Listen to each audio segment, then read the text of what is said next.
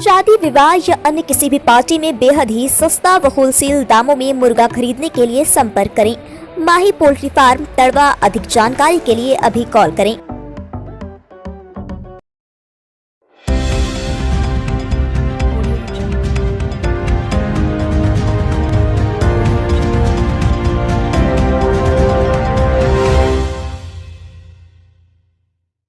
Bihar live news में आप सभी का एक बार फिर से बहुत बहुत स्वागत है। कल हमने बिहार लाइव न्यूज के माध्यम से जनरल फिजिशियन जो भी चिकित्सक हैं उनका बहुमूल्य सुझाव आप तक पहुंचाया था, लेकिन आज हमारे जो व्यूअर्स हैं उनके आग्रह पर और उनके कहने पर हम आज मानसिक रोग विशेषज्ञ से मिल रहे हैं। सामान्य भाषा में दिमाग के डॉक्टर से हम लोग जानते हैं। और आज के समय में लोगों का जो लाइफ स्टाइल है, जीवन शैली है, रहन सहन है, और इससे बहुत सारे मेंटल डिसऑर्डर के केसेज आए हैं, यानी मानसिक विकार उत्पन्न हो रहा है और इसको लेकर के बहुत सारे लोग परेशान हैं। लेकिन इन समस्याओं का समाधान है। अगर आप सही समय पर सही चिकित्सक से संपर्क करें तो निश्चित रूप से आपकी समस्याओं का समाधान होगा।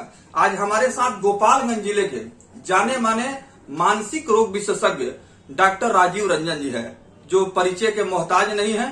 काफी लंबे समय से डॉक्टर राजीव रंजन मानसिक रोग विशेषज्ञ के हैसियत से गोपालगंज में सेवा कर रहे हैं। और सर से हम बातचीत करेंगे, क्योंकि अभी जो वर्तमान समय है लोगों में काफी तनाव, टेंशन, उदासी, मायूसी, इस तरह के समस्याएं हैं। तो हम सीधे इन सब विषयों पर बात करेंगे। डॉक्टर साहब का पहले स्वागत करेंगे बिहार लाइव न्यूज से जुड़ने के लिए। सर आपका बहुत बहुत स्वागत है जी। मैं सब छोड़ दे, आराम से धन्यवाद जी। बताइए सर। मैं बिहार न्यूज के श्रोताओं को नमस्कार करता हूं और के जो यहाँ पर संवाददाता हैं उनको भी नमस्कार करता हूँ। Thank you. तो सर मानसिक विकार के बारे में हम लोग बात करेंगे, क्योंकि आप इसी मर्ज के विशेषज्ञ चिकित्सक हैं और गोपालगंज का क्षेत्र भी बहुत बड़ा है। ऐसे में बहुत सारे ऐसे लोग हैं जो कि एक दिमाग के डॉक्टर की तलाश में हैं और उनको जानकारी भी चाहिए कि कौन कौन से डॉक्टर हैं जो गोपालगंज में मानसिक रोग विशेषज्ञ हैं। तो इसमें डॉक्टर राजीव रंजन का नाम पहले आता है और काफी दिनों से आप इस क्षेत्र में सेवा भी कर रहे हैं। तो सर ये जो समस्या आ रही है, लोग जो है मनोवैज्ञानिक रूप से काफी तनाव में रह रहे हैं, चेहरे पर उदासी है, मायूसी है, तनाव है, इसके लिए मेडिसिन ही कारगर है कि कुछ और भी आपके बहुमूल्य सुझाव होगा इस पर? देखिए, मानसिक रोग, किसी भी रोग का इलाज जो है हम उसके कारणों के हिसाब से करते हैं। तो मानसिक रोग एक ऐसा रोग है कि इसमें काफी सारे कारण होते हैं। अगर हम सोचे कि सिर्फ दवा से ही इसका इलाज करें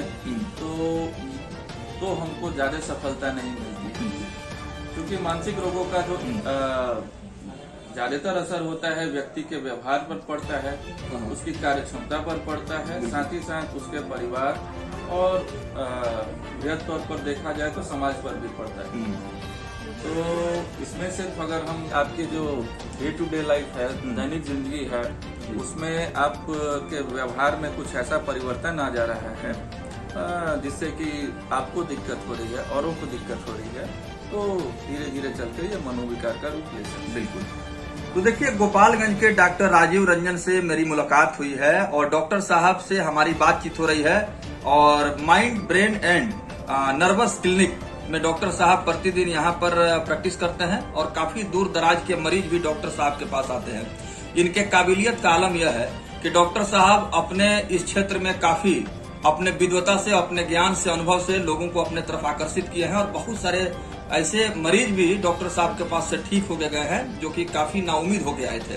तो डॉक्टर साहब, आपके यहाँ क्या क्या सुविधाएं हैं, क्योंकि शहर गोपालगंज क्षेत्र की जो जनता है जो आपको देख रही है, सुन रही है, उन तक भी हम चाहते हैं कि ये तमाम इन्फॉर्मेशन आसानी से पहुंच जाए कि आप यहाँ क्या क्या फैसिलिटीज दे रहे हैं और किस तरह के केसेज आपके पास आ रहे हैं। देखिए, जो साइकेट्री में मानसिक रोग विभाग में जो ज्यादातर केसेज होते हैं, ज्यादातर डिप्रेशन की समस्या होती है और भी समस्याएं जो आम हैं, बाइपोलर डिसऑर्डर या फिर anxiety disorder, phobia, social phobia, तो इस तरह की चीजें काफी आती हैं, या फिर स्ट्रेस रिएक्शन जो होता है, नींद वगैरह की दिक्कत, तो इस तरह की चीजें भी आती हैं हमारे पास।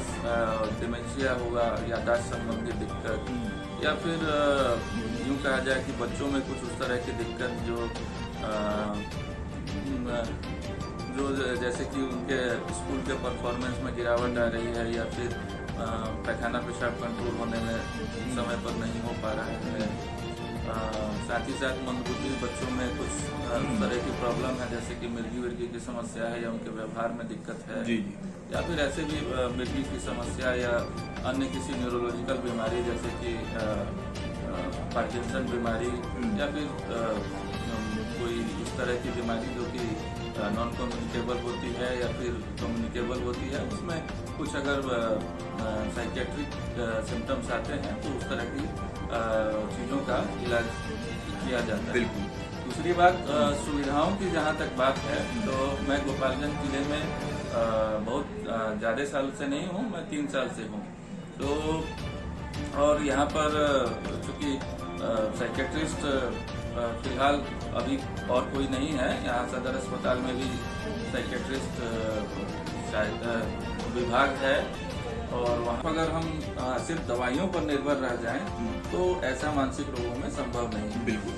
तो इसमें दवाइयों के साथ साथ साइकोथेरेपी यानी कि पेशेंट को गाइडेंस, प्रॉब्लम सॉल्विंग स्किल्स या उसके थॉट्स में किसी तरह की अंडरस्टैंडिंग की प्रॉब्लम है तो उसको हम लोग साइकोथेरेपी के माध्यम से ठीक करते हैं। अगर वो प्रॉब्लम काफी जटिल होती है तो उसका असेसमेंट भी होता है और उस असेसमेंट के हिसाब से अच्छे तरीके से हम लोग साइकोथेरेपी प्लान करके और वो भी करते हैं। साथ ही साथ इसमें कुछ व्यक्ति में जो व्यावसायिक क्षमता में जो गिरावट आती है उसके लिए ऑक्यूपेशनल थेरेपी का भी आवश्यकता पड़ता है। साथ ही साथ इसमें जो व्यक्ति के एनवायरनमेंट में कुछ प्रॉब्लम्स रहती है, उनके फैमिली में कुछ प्रॉब्लम्स होती है, तो उसको भी सजेस्ट किया जाता है कि क्या क्या प्रैक्टिकल तरीके हो सकते हैं उसको ठीक करने के लिए। तो इसमें मुख्य तौर पर साइकियाट्रिक सोशल वर्कर का काम होता है और साथ ही साथ पेरेंट्स जो उसके सोशल सपोर्ट है, फैमिली सपोर्ट है, तो उस सिस्टम को कितना इफेक्टिवली मेंटेन किया जाए, उसमें अगर कुछ गड़बड़ी है तो उसको दूर किया जाए, तो ये भी इसमें किया जाता है। बिल्कुल। डॉक्टर साहब, फिल्मों का, सीरियल का भी काफी प्रभाव पड़ता है इंसान के जिंदगी में, और ये देखने को मिलता है कि जो लोग नियमित रूप से फिल्म या सीरियल देखते हैं उसमें तरह तरह के जो है घर का जो माहौल है, वहाँ जो एक हम कह सकते हैं कि लोगों का जो व्यवहार है उसका भी सीधा प्रभाव पड़ता है। तो फिल्म, सीरियल और इस तरह की चीजों को देखने के बाद भी दिल और दिमाग पर इसका प्रभाव होता है क्या? देखिए, प्रभाव जो है मतलब ये जो आप कह रहे हैं फिल्म में जो चीजें दिख रही हैं ये बेसिकली एक स्टिमुलस का काम करता है ना।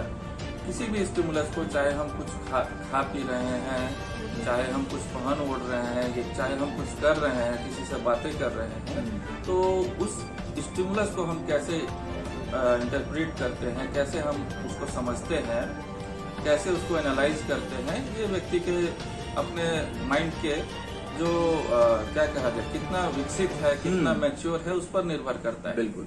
तो अगर कहा जाए कि एक स्टिमुलस से ही मनोविकार उत्पन्न हो जाता है, जैसे आप कह रहे हैं कि टीवी पर देखने से एक बार देखने से नहीं हो सकता है। हाँ, आप उसको बार बार देखते हैं तो भी नहीं हो सकता है। आप उसके बारे में कुछ गलत अंडरस्टैंडिंग बैठा लिए हैं, और साथ ही साथ तो और यहाँ पर चूंकि साइकेट्रिस्ट फिलहाल अभी और कोई नहीं है, यहाँ सदर अस्पताल में भी साइकेट्रिस्ट शायद विभाग है, और वहाँ पर हाल ही फिलहाल में मेरे एक जूनियर आए हैं, साइकेट्रिक सोशल वर्कर और साइकोलॉजिस्ट भी हैं, उपलब्ध हैं। तो अभी गोपालगंज में जो जितना मैन पावर रिक्वायर्ड है इस विभाग में वो काफी हद तक कम है, और ये काफी अभी अर्ली स्टेज में है। बिल्कुल। तो अभी जहाँ तक संभव है साइकोथेरेपी का, तो साइकोथेरेपी मैं मरीजों से बात करके ही उस हिसाब से जो अनस्ट्रक्चर्ड या स्ट्रक्चर्ड वे में मैं करता हूँ, जिस केस में उसकी ज़्यादा ज़रूरत है। बाकी में दवाई हुआ या फिर उसका सपोर्ट कैसे इन्हांस करना है, ये सब मैं उनको प्रैक्टिकल टिप्स देता हूँ। बिल्कुल। सर एक अहम सवाल आपसे, क्योंकि जो स्टूडेंट्स हैं वो भी हमारे कार्यक्रम को प्रतिदिन देखते हैं, सुनते हैं, और कहीं न कहीं उनके जो है मनोबल को बढ़ाने के लिए आपका बहुमूल्य सुझाव काफी प्रभावशाली होगा, काफी कारगर होगा। तो बहुत सारे स्टूडेंट्स हैं, जैसे उनके एक्सपेक्टेशन के मुताबिक, उनकी जो आशा है उसके अनुरूप जो है वो मार्क्स नहीं लाते हैं, या उस तरह की सफलता उन्हें नहीं मिल पाती है, तो वो काफी डिसअपॉइंटेड हो जाते हैं, होपलेस हो जाते हैं और बहुत उदासी में चले जाते हैं। कभी कभी तो देखने को मिलता है कि सुसाइड भी कर लेते हैं। तो इन सब चीजों से बचने के लिए क्या कुछ आपका सुझाव होगा? जी देखिए, बच्चे जो हैं, जो एक्सपेक्टेशन उनका होता है कि हम क्लास में अच्छा परफॉर्म करें, इतना मार्क्स लाएं, आगे चल के ये करें, तो इसमें कई बार बच्चों का जो है वो खुद का ये थॉट्स होता है। कभी कभी वो पीयर प्रेशर में भी आकर ऐसे थॉट्स डेवलप करते हैं कि जैसे कि क्लास में कोई अच्छा कर रहा है तो उससे इम्प्रेस होते हैं, सोचते हैं कि हम भी उतना लाएं कि हमारे गार्जियन खुश हों। कभी कभी पेरेंट्स के तरफ से इन्फ्लुएंस होता है कि वो अपने गार्जियन पर प्रेशर डालते हैं। तो कुछ बातें हैं, जैसे कि एक जो कल्चर हो गया है, कॉम्पिटिटिव कल्चर, कि आपको सब्जेक्ट अंडरस्टैंड करें चाहे नहीं करें, आपको परसेंटेज ऑफ मार्क्स ज़्यादा होना चाहिए, भले उसको आप रट कर करें। तो पेरेंट्स जो है इस तरह की चीज़ों पर ज़्यादा बिल्कुल ध्यान नहीं दें। ऐसे आप देखेंगे तो अनेकों उदाहरण हैं कि जिन्होंने कम मार्क्स पाया है और लाइफ में आगे अच्छी सफलता पाई है और अच्छे मुकाम तक गए। तो ऐसा इसलिए होता है कि जाते हैं और समझी हुई चीजें लेट से ही याद हो, लेकिन अच्छे से याद रहती हैं, और हमेशा उसको जो आदमी प्रैक्टिकल एप्लीकेशन होता है वो अच्छे से कर पाता है। तो मार्क्स ज़्यादा लाने के चक्कर में बच्चा जो है चीज़ों को ज़्यादा मगब करता है, बिना समझे भी उसको रट लेता है। तो एग्जाम में अब होता है क्या है कि जैसे कि किताब में जो क्वेश्चन दिया हुआ है उसी अंदाज में पूछ दिया तो कोई बात नहीं, लेकिन उसमें थोड़ा सा अगर हेर फेर करके पूछ दिया तो जिसने अंडरस्टैंड किया है वो तो लिख देगा, उस चीज़ों को समझा देगा, लेकिन जो बच्चा रटा है, जो उसको समझा नहीं है, उसको दिक्कत होती है। फलस्वरूप जो है पढ़ने वाले बच्चों का भी मार्क्स कम आते हैं। साथ ही साथ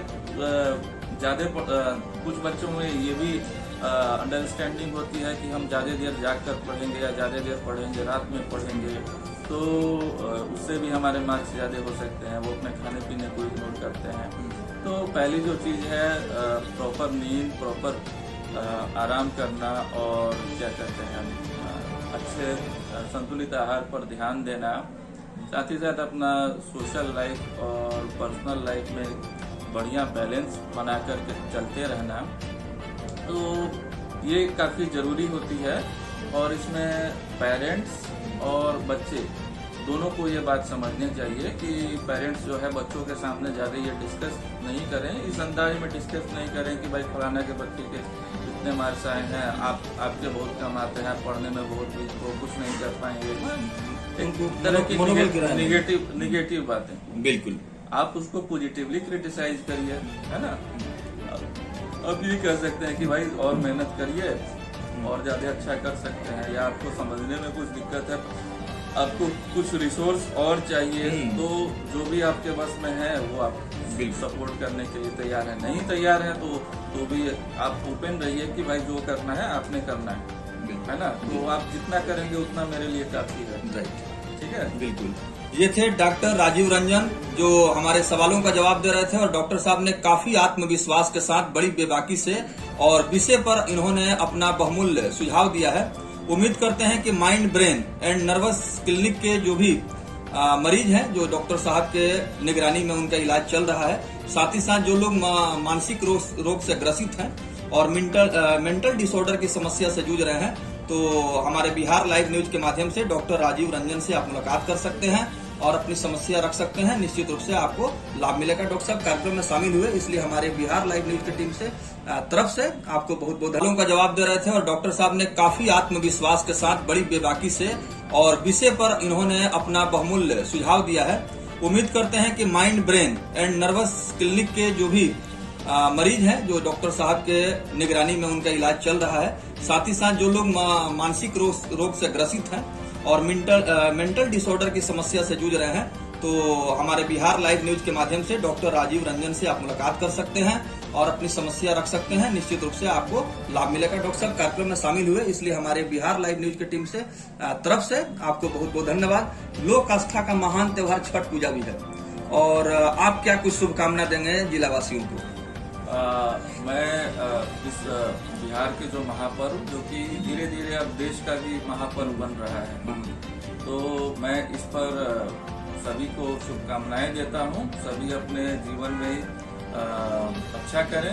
ये प्रकृति से जुड़ा हुआ पर्व है, तो मानव को प्रकृति से जुड़ना चाहिए और प्रकृति से जिस हद तक जुड़ा रहेगा, एक कहा जाता है ना कि जमीन से जुड़े हुए रहना चाहिए। बिल्कुल। तो जो अच्छी चीजें हैं वो हमको करना चाहिए और आप लोग इसी तरह से क्या अच्छी चीजें हो सकती हैं आपके लिए, तो आप उससे जुड़े रहें और उसका आनंद लें और जीवन में सफलता अर्जित करें। बहुत बहुत धन्यवाद सर, थैंक यू। जी, मैं बिहार लाइव को भी धन्यवाद करना चाहता हूँ और बिहार लाइव तथा बिहार लाइव के श्रोताओं को नमस्कार। बहुत बहुत शुक्रिया सर, थैंक यू।